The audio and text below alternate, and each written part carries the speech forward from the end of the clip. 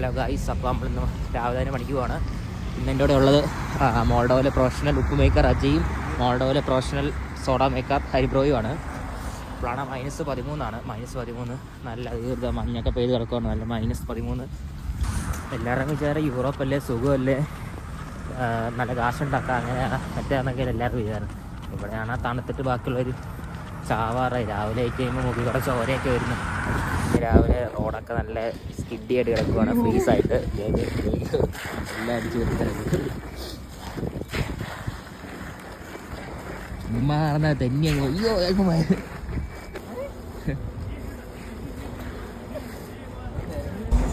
ജോലിയൊക്കെ കഴിഞ്ഞ് ഞങ്ങൾ പണിയൊക്കെ കഴിഞ്ഞത് ബസ് കയറാൻ നിൽക്കുവാണ്.